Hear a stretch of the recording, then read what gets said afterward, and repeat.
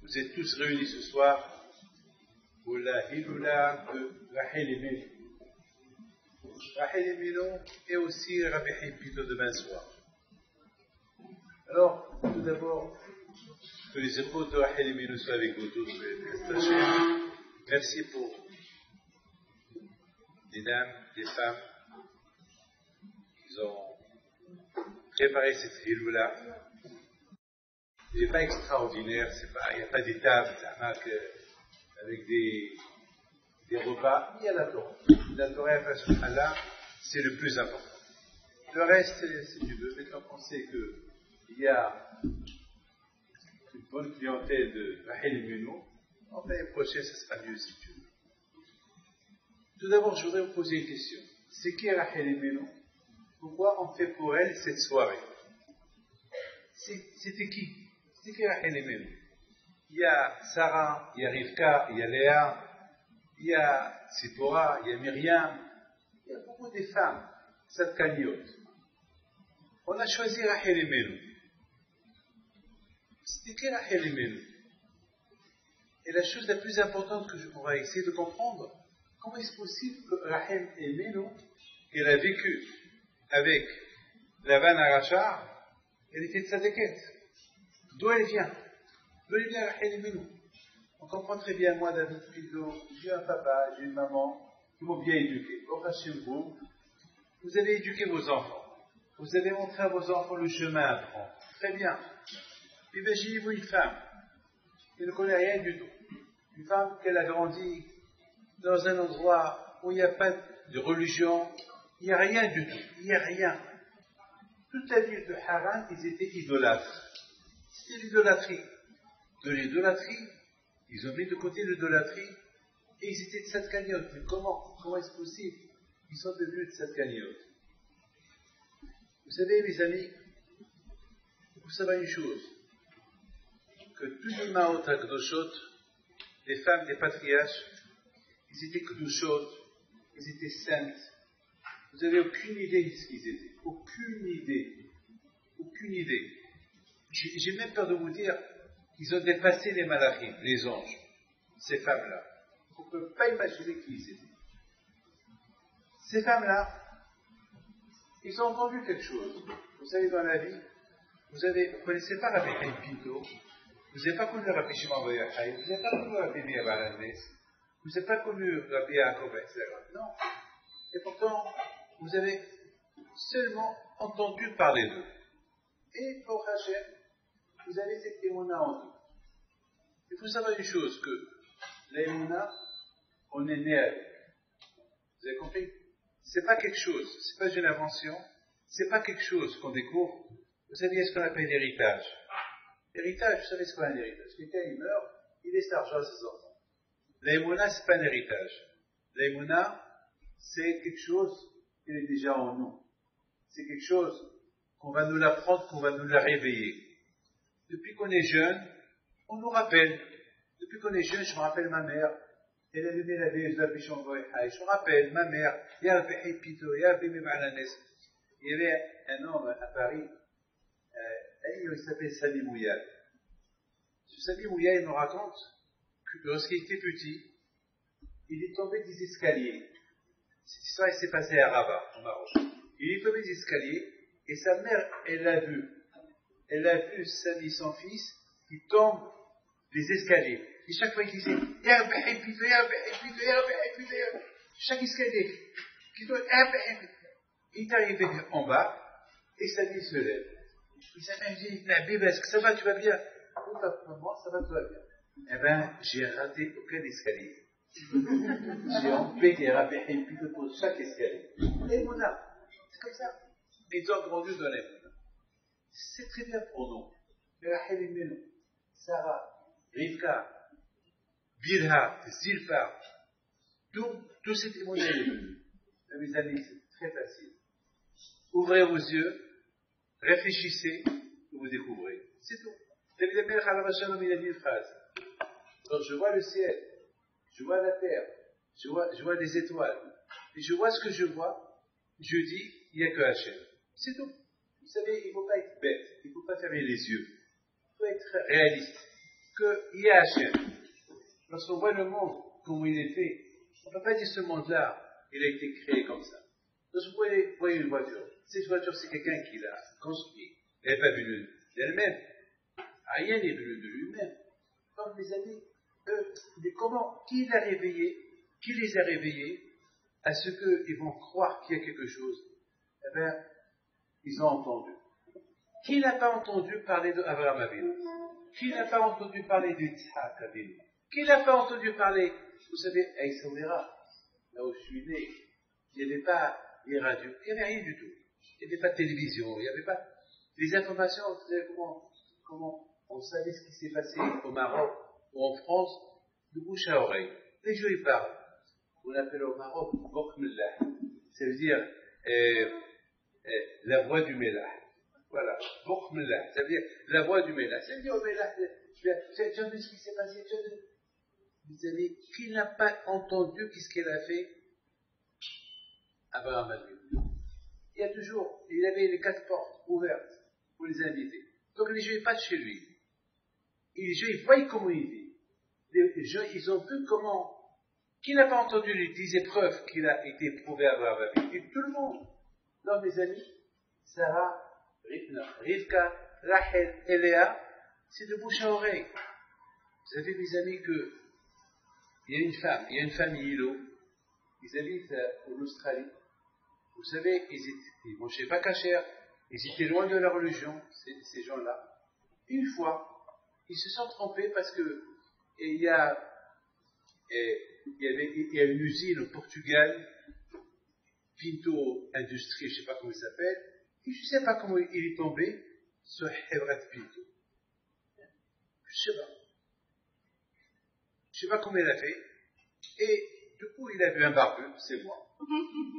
Et il a dit, mais c'est lui le propriétaire de cette... Après, il a vu que il s'est trompé. Donc, il est tombé sur un cours qui s'appelle Aimer Hachem, que j'ai fait à Paris il y a peut-être 30 ans. Aimer Hachem. Il est tombé sur ce cours-là, qu'il était en anglais. Je l'ai fait à Paris en français, mais tellement que j'ai vu que les gens, ils ont compris. Donc, je l'ai fait traduire, je l'ai fait en français, en anglais, accompagné. Ce cours-là, il l'a bouleversé. Il a commencé à s'intéresser, lui, sa femme, sa famille, ses enfants. En ce moment que je vous parle, ses 2 filles, ils sont au séminaire ici, à Ouchalaï. Un cours qu'il a entendu. Ça veut dire que lorsqu'on entend quelque chose, ça peut faire ou un effet secondaire, c'est bidon, ou ça peut faire un effet qui va réveiller la personne. Eh bien, eux, ils se sont réveillés. Je voudrais bien vous poser une question. On est tous d'accord que Rachel Imenu était belle, ou pas? Hein? Ne soyez pas jaloux. D'accord? Elle était belle. Rachel Imenu était très, très belle. Je n'ai pas compris. Comment Rachel Imenu a été bergère? Je n'ai pas compris. Comment Rachel Imenu était tellement belle. Mais comment sa famille, ils l'ont laissé être bergère. D'ailleurs, comment il a connu Yaakov Avinu? Comment il a connu? Il est parti à Haram, et lorsqu'il est arrivé, il demande, ça va de la famille de Lavan? Ça va? Oui, ça va. Et ses enfants, ben voilà sa fille, c'est une beauté. Est-ce qu'on laisse une belle fille aller faire de ce travail-là, de s'occuper de, comment ça s'appelle, des animaux? C'est sale, c'est quand même, c'est pas une belle fille comme elle. Et je vous pose une question. Est-ce qu'Yaakov Avinu, pourquoi il n'a pas su? Il n'a pas marié une fille du séminaire, Yaakov Avinu. Il n'a pas marié une fille religieuse. C'est soi-disant, non. Pourtant, il n'était pas du séminaire, et pourtant, elle était tzadékette. De l'autre côté, elle était bergère, elle s'occupe des animaux de son père. De là, vous voyez, les amis, que Rachel Imenu, c'était vraiment une tzadékette. Vous savez pourquoi? Parce que qui va la voir? Qui va marier une fille religieuse comme elle? Elle était tellement tsnéote, elle était tellement tzadékette que personne ne voulait l'approcher. Elle était belle, mais elle était belle pour elle-même. Personne ne voulait d'elle. Personne ne voulait. Les amis, c'est ça, Rachel Imenu. Rachel Imenu, vous savez, aujourd'hui, malheureusement, on vit dans un monde un monde de civilisation, qu'on fait ce que les autres y font. La mode. On fait, il faut être comme tout le monde. Et c'est ça le problème. Ce mot-là, il faut être comme tout le monde, c'est ça l'erreur. Faire comme tout le monde, c'est pas tout le monde est comme tout le monde. Chacun, il a une voie. À Israël, ils ont un chemin, ils ont un voie. Rachel Imenu, il a vécu dans une ville où il n'y a pas que des méchants, que des voleurs. Mais elle, alors, on aurait pu dire, elle aurait pu être poussée à être comme eux. Mais non, elle a connu la laïcité. La civilisation, c'est vrai. Il faut voir, il faut bien réfléchir. Quelle civilisation? Qu'est-ce qu'il faut? C'est pas parce que quelqu'un se jette par la fenêtre, moi aussi je me jette par la fenêtre. Si quelqu'un se jette par la fenêtre, tant pis pour lui. Moi non. Moi je ne veux pas me jeter par la fenêtre. Je veux vivre. Je veux vivre. C'est ce qu'on appelle un zérem. On suit le mouvement. Il y a, une fois j'étais à New York, à Shabbat, j'ai vu un Hassid qui était avec nous, habillé en Streivel, habillé comme un Hassid. Et le lendemain, j'étais choqué. Je l'ai vu avec un jean, avec un tricot de peau. J'ai rien compris. Et j'ai dit au chauffeur, je t'en prie, tu peux t'arrêter, je vais être sûr, est-ce que c'est lui que j'ai vu hier? Il s'est arrêté, lui était en bicyclette, avec les côtés des gens, un chant, je sais pas un chant religieux, un chant, ça marque rock'n'roll, et voilà, il faisait comme ça. Et à un moment donné, je m'arrête, il m'a reconnu, Hi Rabbi. Hi Rabbi. Il dit, are you the man? C'est vous l'homme que j'ai vu, qui était avec nous hier? Yes. Yeah, but, je dis, comment? Vous êtes assis ou vous êtes quoi? Vous êtes avec lui, vous êtes assis, vous êtes quoi? Il me dit, non, je ne suis pas assis. Et je lui dis, alors quoi, c'est un déguisement? Non. Écoutez la phrase qu'il m'a dit, je donne la parole d'honneur. Il m'a dit, I just follow the crowd. Je suis le mouvement. Je suis le mouvement. Ça veut dire, là où je suis, je suis. Je suis avec Hassidim, je suis Hassid. Je suis avec... c'est pas ça. Nous, on n'a pas le droit de suivre le mouvement. Rachel Imenu, elle n'a pas suivi le mouvement. C'est ça la grandeur de Rachel Imenu. Elle n'a pas suivi le mouvement. C'est ça Sarah Imenu, c'est ça Rivka, c'est ça Léa. Une fois qu'ils ont compris, une fois qu'ils ont connu la vérité, ils n'ont pas changé. C'est fini. Demain soir, moi chez mon fils, ils ont organisé une grande fête à la mémoire de Rabbi Hid Pito de Casablanca. Et cette fête, c'est une femme. L'année dernière, le jour de l'Aïloula de Rabbi Hid Pito de Casablanca, sa fille, elle était gravement malade, elle est tombée dans le coma. Les médecins, ils ont dit, on ne sait pas, peut-être qu'on peut rien faire. Et c'était le jour de l'Aïloula, donc ils ont appelé le Maroc, aller sur la tombe de Rabbi Hid Pito et prier là-bas. Écoutez bien cette histoire. Et, Baruch Hashem, jusqu'à que l'Aïloula s'est terminée, cette femme, c'est Myriam Abdelti qui nous a raconté cette histoire aujourd'hui. Baruch Hashem, avant que la jeune passe, la jeune fille elle se réveille. Elle sort de son coma. Et qu'est-ce qu'il dit? Première chose qu'il a dit, j'ai rêvé qu'il y avait des gens sur la tombe de Rabbi Hid Pito prier pour moi. Elle n'a rien vu. Oui, rien vu. C'était un rêve. Et sa mère, elle avait dit, si elle se réveille, on fait une grande Hiloula, donc il la font demain. Ça veut dire que finalement, la bataille, les tzadikim sont partout. Rachel Imenu, elle a été choisie par le ciel, par Hachem, que c'est elle notre avocate. C'est elle qui va prier pour nous. C'est elle. Comme on dit, tout à l'heure vous avez passé chez Rachel Imenu, et c'est écrit sur sa tombe, Kol Baraman Ishma. Il y a une voix du ciel qu'elle s'entend. Rachel, elle pleure ses enfants. Et c'est qui ses enfants? Vous savez qu'il y a 12 tribus. Oui. Alors, ça veut dire, elle pleure les 12 tribus. Les 12 tribus, c'est pas ses enfants. Elle n'a que 2 enfants.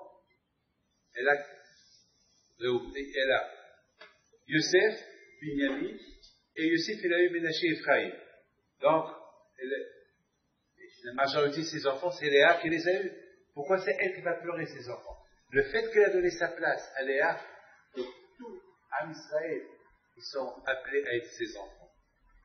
Ils sont appelés à être ses enfants. Et c'est elle qui est pleure. Vous savez, mes amis, combien on est aujourd'hui? Combien on est? Il n'y a que 3 tribus, c'est tout. La tribu d'Yehuda, la tribu de... Non, il peut me dire, la tribu de Lévi, et la 3e, Binyamin. Où sont les autres? Où sont les autres? Où les Reuben, Shimon, Issachar, Zvulun, où ils sont? On ne sait pas. Ils sont peut-être tout à Liban, aux Indes. Ils sont éparpillés. Le Mashiach, il va venir, on va se retrouver des centaines de millions de Juifs. Je répète, des centaines de millions de Juifs. Enfin, c'est 10 tribus. On ne sait pas où ils sont. Ils ont peut-être une autre religion. Mais, il se peut qu'ils sont juifs. Donc, la haine et les pleurs. Les pleurs, les pré Hachem, ça suffit. C'est à cause de l'exil qu'ils sont abandonnés à gauche et à droite. Allez, Hachem, fais quelque chose. Ramène-les-moi. Combien de temps j'ai pour parler encore? Voilà, je vous montre ces 2 livres-là. Regardez-les. Il y a 2 livres. Regardez-les bien. Parce qu'il y a une histoire avec ces 2 livres-là. Il y a à peu près 35 ans, j'étais au Brésil. Et le Shabbat, je suis parti à la synagogue et j'ai trouvé un livre. Le voilà. Et je l'ai pris. Il y a là même le tampon de la synagogue à Rio de Janeiro. Je l'ai pris. Et ça fait 35 ans que ce livre-là, il se trouve chez moi, à la maison. Au départ, c'était le livre original que j'ai rendu, mais j'ai fait photocopie, je le vois à l'écran. Regardez, vous avez là une belle bibliothèque. Chaque fois, je ne trouve pas esthétique dans ma bibliothèque. Et chaque fois, je voulais les prendre et les mettre à la Gnisa. Pour les donner à quelqu'un, pour les apporter ici. Et tout le temps, je les ai gardés. Et je les garde, et je les garde. Je suis parti au Maroc, je les prends avec moi, je suis parti de la France, je suis venu ici. J'ai habité à Rouchalaïm, c'était avec moi, à Ashdod. Jusqu'à que la semaine dernière, j'ai dit, ces livres-là, il faut que je les mette à la Gnisa. Ça suffit. Je le vois partout, ça fait 35 ans que je les ai, je les ai même pas lus, alors là, il faut que je les mette quelque part. Jeudi soir, je n'arrivais pas à dormir. Alors, je vous parle de mon estimateur. Je n'arrivais pas à dormir. J'avais une question. J'avais une grande question. C'est qui Rachel? Voilà. La question que j'ai, c'est qui Rachel? Pourquoi Rachel elle a tant de succès? J'ai des milliers de réponses, mais je n'ai pas eu une réponse qui va me donner une satisfaction. C'est qui Rachel? Vous-même, vous êtes là, vous écoutez, on parle de Rachel, mais c'est qui? Vous savez c'est qui? Je ne sais pas. Je me lève, je n'arrive pas à dormir, je descends en bas, et je me dirige vers la bibliothèque. Encore je trouve ces 2 livres-là, encore là-bas. David, dès que tu te réveilles, tu t'es réveillé. David, demain tu les prends à la yeshiva, tu les mets à la église. Ça y est. Alors je les ai pris, et je les ai mis sur la table, à 4h30 du matin. Et je vois Avodat Issachar. Le livre s'appelle Avodat Issachar. Je le prends. Je l'ouvre au hasard. C'est la paracha de Lech Lecha, en général. Je vois ce qu'il dit sur la paracha de Lech Lecha. Non. Quand je l'ai ouvert, je tombe sur la phrase que j'ai toujours voulu savoir. Comment Yaakov il a embrassé Rachel. C'est écrit que lorsque Yaakov il est parti à Haran, il voit Rachel arriver avec son troupeau, il va vers elle, il l'embrasse et il pleure. Il embrasse aussi le troupeau. Le troupeau, il l'embrasse. elle, il embrasse une femme. C'est quoi il embrasse une femme? Comme vous pouvez imaginer, un tzaddik comme Yaakov Avinu, il avait 77 ans, il est parti étudier la Torah avant de devenir Ham 14 ans, pour se préparer pour combattre Lavan. Il savait que Lavan c'était un rachat. Pour se préparer physiquement, spirituellement, il va à la yeshiva pendant 14 ans, il va étudier. Et maintenant, il voit une femme, il l'embrasse. J'ai rien compris. Et c'est la question qu'il pose, cet éclat. Tout de suite, je suis parti, je suis rentré dans la chambre, je m'assois. Qu'est-ce qu'il répond?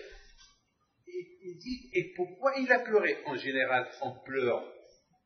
Je me rappelle des larmes que ma mère elle a versées. Lorsqu'après 2, 3, 4 ans, elle ne m'a pas vu, elle m'embrasse, elle m'a pas vu longtemps. Alors je quitte la maison, elle m'embrasse, je comprends. Mais on embrasse quelqu'un qu'on connaît. Vous savez, beaucoup de fois, au Maroc, les gens, ils adorent s'embrasser. À Shabbat et à Shabbat Shalom. Et il y a beaucoup de gens qui veulent m'embrasser. Je ne les connais pas. Aujourd'hui, avec le Corona. Là, aujourd'hui, mais mes mains, je les donne. Alors, on ne comprend pas. Comment il embrasse Rachel, il pleure. Vous savez ce qu'il dit? Oh là là. Oh là là, ce qu'il dit. Je n'ai la parole de l'homme. Ce livre-là, je l'ai gardé 35 ans. Rien que pour que je lis ce que j'ai lu vendredi. Beaucoup des fois, mes amis, à cause de ce que vous prépare des bonnes surprises. Même 40 ans à l'avance, 50 ans à l'avance, 100 ans à l'avance. Il veut vous préparer des surprises, pas pour vous, pour vos enfants, vos petits-enfants. Soyez connectés avec Hachem et il va vous préparer des programmations inimaginables. Hachem m'a préparé ce livre-là parce qu'il savait Hachem que j'allais avoir des questions et qu'il n'y a que ce livre qui peut me donner les réponses au moment où. Il dit que Yaakov Avinu, lorsqu'on lit le mot il a embrassé, c'est pas enlacé et embrassé qu'on dit moi, non. Embrasser, c'est du verbe ashaka. Ashaka, c'est égalité. Par exemple, vous savez le mikvé, vous avez sont mariés ici, ils vont au mikvé. Ils ne voient que le trou du mikvé. Ils ne voient pas que ce mikvé-là, l'eau qui est dans le mikvé, il est à égalité avec un autre puits qui est à côté, mais on ne le voit pas parce qu'il est couvert. Il faut que l'eau qui est couverte et là-bas il y a de l'eau d'appui, il faut qu'il touche à chacun. Il faut qu'il touche l'eau du mikvé. Comme ça fait une seule. Ça fait comme un mikvé. Ça fait un mikvé comme si on se trompe vraiment dans l'eau de pluie. Donc à chacun c'est du verbe égalité. Et Yaakov Avinu, il a commencé à pleurer. Il dit comment? Moi j'ai 17 ans. Moi que toute ma vie j'ai étudié la Torah. J'ai vécu avec papa, Yitzhak. J'ai vécu avec maman, Rivka. J'ai connu mon père Abraham, mon grand-père Abraham Avinu. Et cette femme-là, donc si je suis ce que je suis, c'est parce que j'ai eu une bonne éducation de mes parents. Mais cette fille-là, elle a l'air d'être sadéquette, qu'elle est à mon niveau. Comment est-ce possible? C'est ça qu'il a commencé, c'est ça qu'il a lui a donné à chacun, il a commencé à pleurer. Beaucoup des fois, on juge mal les personnes. Parfois, on peut voir quelqu'un, il n'a pas de barbe. Il n'a pas de barbe. Et on dirait que c'est la barbe, alors. On dirait pour être religieux, il faut la barbe. Non, c'est pas vrai. Un religieux, un qui croit en un soit beau. Moi, j'ai toujours dit, il faut avoir la barbe dans le cœur. Cette barbe-là que vous voyez, qui dit qu'elle est vraie? Personne ne sait qu'elle est vraie ou pas. Mais la barbe du cœur, c'est elle la plus importante. Celle-là, on la voit pas. Celle-là, on la voit pas. C'est la raison pourquoi la grandeur de la Héléméno, c'est que même chez ses parents, elle est restée une grande sadéquette. Elle est devenue sadéquette. C'est-à-dire, on n'a pas besoin de faire ce qu'il a fait Yaakov Avinu Pour être grand, on peut être sadique, même dans une ville où il n'y a pas de religieux. Même dans une ville où il n'y a pas de synagogue. C'est-à-dire, tout dépend de toi. Mais, ça demande quoi? Ça demande que vraiment tu arrives à ce point important que tu découvres Hachem. Une fois que la personne découvre Hachem, là où il se trouve, il y a Hachem à côté de lui. Mais si on n'a pas, au départ, on cherche, on fait des recherches. De la même façon qu'on fait des recherches dans la science, il faut aussi faire des recherches qui a créé le monde. C'est qui Dieu. Beaucoup de fois, on cherche toutes sortes de recherches, mais on ne se cherche pas. On ne se cherche pas. Qui sommes-nous? C'est quoi notre but? Qu'est-ce qu'on fait là? Il faut se chercher. Lorsqu'on se cherche, on se trouve. Rachel, Rivka, Léa, ils se sont cherchés, ils ont trouvé l'adresse. Et une fois qu'ils ont trouvé l'adresse, ils n'ont plus lâché. Alors voilà, ça c'est, je vous ai un peu. Alors, j'oublie, là, c'est plus important. Alors écoutez, mon histoire que je vous ai racontée, ça s'est passé quand?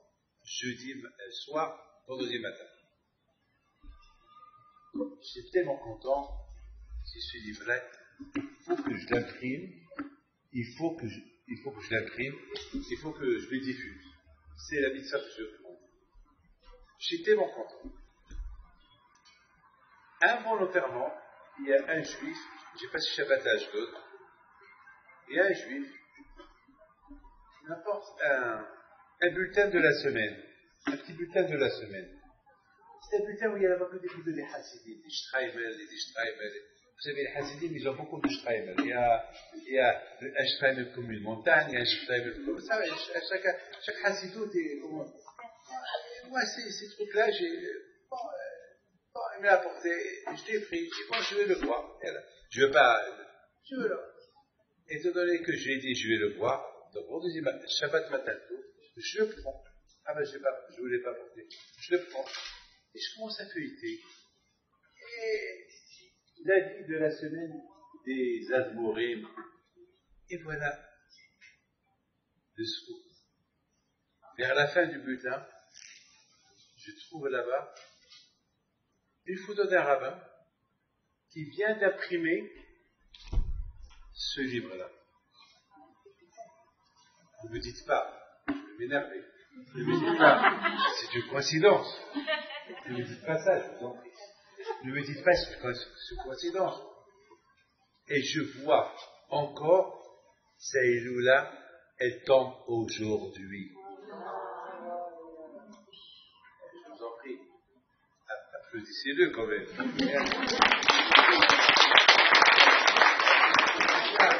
C'est Saïloula. C'est Saïloula, on vit avec ça, mesdames. Mesdames, je sais que vous m'avez prié. Vous avez prié pour moi. Hein? Comment tu t'appelles? Et alors, ça dit qu'il s'appelle Rabbi Issachar Dov Reish. Voilà. Rabbi Issachar Dov Reish. C'est la folie. Alors, de quelle ville? De Mivolobroz, vers la Pologne. Non, je ne sais pas, Pologne, c'est Ashkenaz, voilà. Comme la voilà, sans écoute, ils sont écoute. Alors, regardez-le, voilà, priez par sans écoute, voilà, regardez. Maintenant, je vous dis, ça vaut la peine d'écouter cette histoire. Là, vous voyez que Hachem, il est aimé. Tu cherches quelque chose, tu le trouves. Et Hachem, il a voulu me dire, tu vois David, ça fait 35 ans que j'attends ce jour-là. Et quel jour je l'ai pris? Le jour de la semaine de Saïloula. Donc le Saint Zéro soit avec vous. Je voulais vous dire merci beaucoup pour toutes les prières que vous avez faites pour moi. Et maintenant, et merci Sarah et Myriam plutôt. Et voilà. Elle s'appelle Jessie, mais moi j'appelle Myriam. Jessie, c'est pas. Toujours je lui dis Jessie, c'est Myriam. Et je remercie, je ne sais pas qui vous a aidé. Qui vous a aidé. Avec Hachem vous protège, vous donne à vous tous la santé, la joie, la paix. Maintenant, je vais inviter la rabbinite qui va faire un Rachat Hallah et je vais rester là pour écouter la bracha et comme ça, je la prends avec Vous avez là Oui. Je ne sais pas, c'est maintenant. Ah, ben ça. Des livres. Vous voulez des livres? Pardon? Attends, Ah oui, des livres. Non, déjà, ah oui, d'accord. Comment vous mettez la D'accord. cravate? Non, il faut. Ah, il fait tout ce que je dois, donc, d'accord. Ah, Alors, j'ai- alors, j'ai-